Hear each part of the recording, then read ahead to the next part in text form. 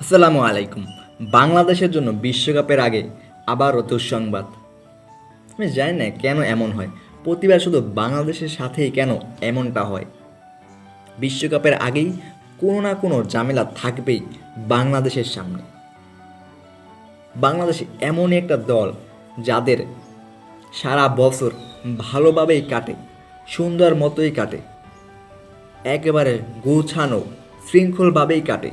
কিন্তু বিশ্বকাপ আসলেই কেন যেন এই বাংলাদেশের দলটার ভিতরে গোলমাল সৃষ্টি হয় বিশৃঙ্খলা, অশান্তি তৈরি হয় দলের ভিতরে। একের পর এক ক্রিকেটার ইনজুরিতে পড়ে যায়।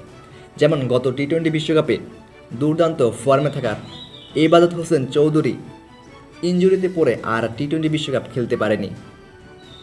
2019 সালে ওয়ানডে বিশ্বকাপে ইনজুরির কারণে খেলতে পারেনি তাসকিন আহমেদ। সেই বছর তার চোখের পানিতে ভেসে গিয়েছিল ঢাকা শহর। আবারও সেই তাসকিন আহমেদ বিশ্বকাপকে সামনে রেখে জিম্বাবুয়ের বিপক্ষে ম্যাচ খেলতে গিয়ে পড়েছেন ইনজুরিতে, এবং তাকে নিয়ে এখনও রয়েছে শঙ্কা যে তিনি বিশ্বকাপ আসলে খেলতে পারবেন কিনা। তিনি কি বিশ্বকাপের স্কোয়াড ঘোষণার আগেই সুস্থ হতে পারবেন কিনা। তবে বিসিবি আশ্বস্ত করেছে যে তাসকিন আহমেদ যদি 20 ভাগও সুস্থ থাকেন, ফিট থাকেন, তাহলেও তাকে বিশ্বকাপের স্কোয়াডে যুক্ত করা হবে, তাকে রাখা হবে। এবং শেষ সময় এসে আবারও সংখ্যায় রয়েছে মোহাম্মদ সাইফুদ্দিন।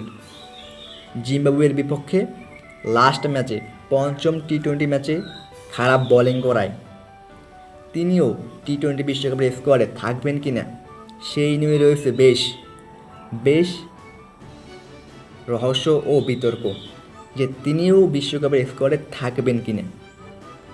আর বাকি রইল অধিনায়ক নাজমুল হোসেন শান্ত।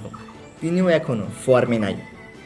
তিনিও রীতিমতো বাজে ব্যাটিং করতেছে, বাজে ক্যাপ্টেন্সি করতেছেন।